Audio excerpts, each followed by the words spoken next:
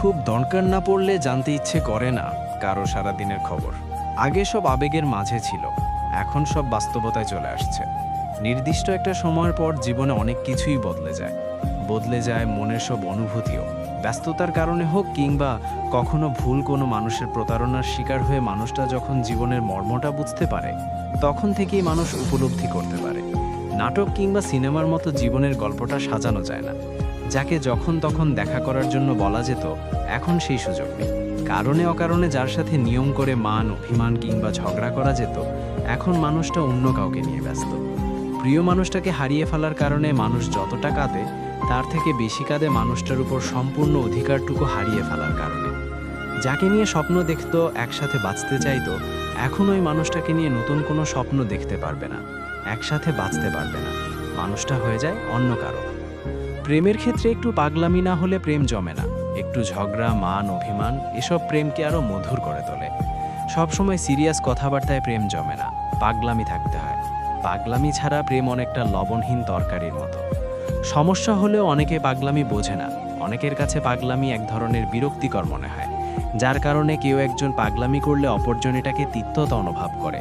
ফলে সম্পর্ক বিচ্ছেদ হতেও খুব বেশি সময় নেয় না।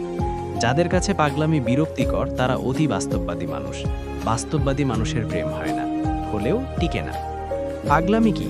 এটা কিভাবে আসে? পাগলামি হলো আবেগের একটা অংশ। পাগলামি কারা করবে? পাগলামি ছেলে মেয়ে উভয়ই করতে পারলেও বাহ্যিক দৃষ্টিতে পাগলামি মেয়েদের ক্ষেত্রেই বেশি শোভা পায়। কারণ পাগলামি মেয়েদেরই মানায়, ছেলেদের নয়। ছেলেদের মানায় রাগ, সংগ্রামী ও সাহসীতে। ছেলেদের ভালোবাসা প্রকাশ পায় ত্যাগে, দায়িত্ববোধে ও কর্তব্যে। মেয়েদের ভালোবাসা প্রকাশ পায় অভিমানের ঢঙে ও পাগলামিতে। প্রেমিক তো হয় সেই পুরুষ যে তার প্রেমিকার সকল অভিমান, ঢং ও পাগলামিকে সহ্য করে ভালোবেসে যায়। প্রেমিকা তো হয় সেই নারী যে তার প্রেমিকের সকল রাগ, সংগ্রামী ও সহযোগিতাকে পেছনে ফেলে হয়ে ওঠে নয়নের মণি। জীবনে হুট করে নতুন কাউকে মনে জায়গা দেওয়ার আগে একবার হলেও পুরনো সেই মানুষটার কথা ভেবে নিও, যাকে মনে জায়গা দিয়ে তুমি নির্মমভাবে ঠকিয়েছিলে। তখন হয়তো তুমি ঠিক অতটা বুঝতে পারোনি প্রত্যক্ষ মানুষটার করা অভিনয়টুকু, যার কারণে মানুষটার কথার মায়াজালে নিজেকে আটকে গিয়েছিলে। কিন্তু এখনও যদি সেই একইভাবে প্রতারিত হও, তাহলে তুমি এখনও বোকাই আছো। যে ভালোবাসতে চায় তাকেই যে ভালোবাসতে হবে এমনটা তো কোথাও লেখা নেই। সবাই তো আর সত্যিকার অর্থেই মন থেকে ভালোবাসে না। অনেকের ভালোবাসার কথার পেছনে থাকে অভিনয়, ছলনা ও প্রতারণার মতো বাজে উদ্দেশ্য। সবার মিষ্টি কথায় নিজেকে ভুলতে নেই। তোমার জীবনে অনেকেই ভালোবেসে কাছে আসতে চাইবে, কিন্তু সবাই তোমাকে সত্যিকার অর্থে মন থেকে ভালোবাসবে না। অনেকে শুধুমাত্র অতীত ভুলে থাকার জন্য নতুন কাউকে কাছে পেতে চায়। অনেকের কাছে ভালোবাসা শুধুমাত্র সময় কাটানোর জন্য। যার উপর আবেগ কাজ করে, তার সাথেই পাগলামি করতে ইচ্ছে জাগে। একটা অপরিচিত বাহিরের মানুষের সাথে কেউ পাগলামি করে না। মানুষ পাগলামি করলে প্রিয়জনের সাথেই করে। তবুও কিছু মানুষ কেন এটিকে অতিরিক্ত ঢং বলে আখ্যায়িত দেয় বুঝি না।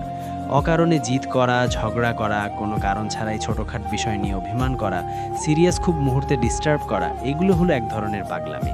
যে সম্পর্কে যত বেশি পাগলামি থাকে, ঠিক সেই সম্পর্কে ভালোবাসাও ততটাই বেশি থাকে। পাগলামি শব্দের ব্যাখ্যা অনেক। যে মানুষটা হুটহাট করে জীবনে চলে আসতে চায়, তার বিদায় বেলাটাও হুটহাট করেই হয়ে যায়। হঠাৎ করে চলে আসা মানুষগুলো সারা জীবন থাকতে আসে না। এরা অনেকটা অতিথি পাখির মতো, খানিকটা সময় মনে নাড়া দিয়ে চলে যায়। অতিথি পাখি যেমন আটকে রাখা যায় না, এদেরও ধরে রাখা যায় না।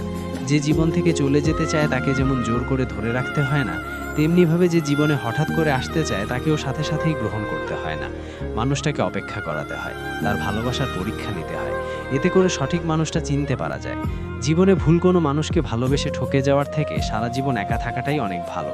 এতে করে আর যাই হোক, অন্তত ভুল কোনো মানুষের স্মৃতি নিয়ে সারা জীবন বয়ে বেড়াতে হয় না। ভুল মানুষের স্মৃতি অনেকটা দেহে ক্ষত দাগের মতো।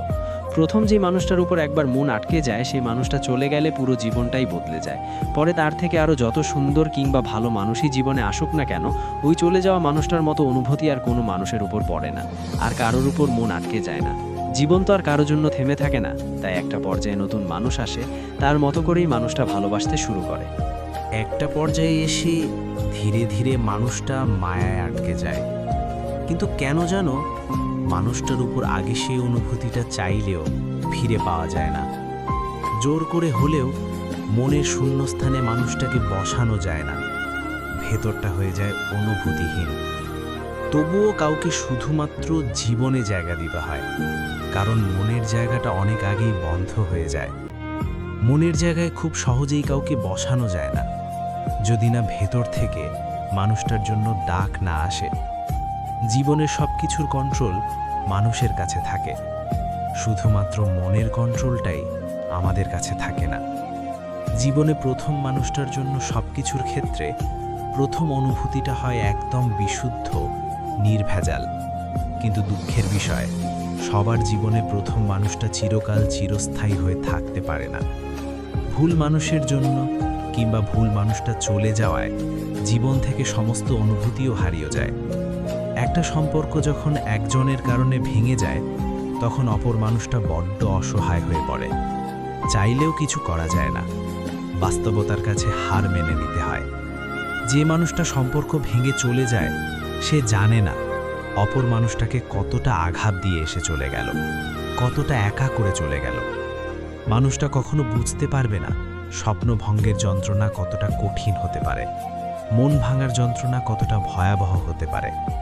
সম্পর্ক বিচ্ছেদের পর মানুষ যতটা কষ্ট পায়, তার থেকে বেশি কষ্ট পায় হারানো মানুষটার উপর অধিকার হারিয়ে ফেলার কারণে। কারণ বিচ্ছেদ শুধু মানুষটাকেই দূরে রাখে না, মানুষটার সাথে সমস্ত অধিকারটুকুও কেড়ে নিয়ে যায়। যে মানুষটার সাথে নিয়মিত কথা হতো, এখন আর কথা হবে না। যাকে যখন তখন ফোন দেওয়া যেত, এখন সেই অধিকার নাই।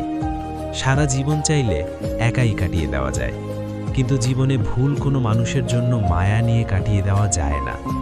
সঠিক মানুষটার জন্য অপেক্ষা করে থাকা যায়, কিন্তু ভুল মানুষটার স্মৃতি নিয়ে থাকা যায় না। ভুল মানুষটার কাছে নির্মমভাবে ঠকে যাওয়ার যন্ত্রণা কঠিন, ভীষণ কষ্টের। একটা বয়সের পর আর কারো জন্য মন থেকে পাগলামি করা কিংবা অধিকার খাটাতে ইচ্ছে করে না, যেমনটা ইচ্ছে করেছিল প্রথম সেই হারিয়ে যাওয়া মানুষটার ওপর। এখন আর কেউ ব্যস্ততার অজুহাত দেখালে রাগ হয় না, কিংবা কোনো খবর না নিলেও অভিমান হয় না। এখন আর নিত্য নতুন বাহানা কিংবা ইচ্ছে করেই ঝগড়া করতে ইচ্ছে হয় না। যারা নিয়মিত মাসুদ রানা ব্লগ চ্যানেলের ভিডিও দেখেন, তাদের প্রতি অপুরন্ত কৃতজ্ঞতা। নতুন বন্ধুরা একটু সাবস্ক্রাইব করে নিন প্লিজ। আর হ্যাঁ, ভিডিওটা যদি একটুও ভালো লেগে থাকে, তাহলে শেয়ার করে আরও বেশি মানুষের কাছে পৌঁছে দিন। Love you all.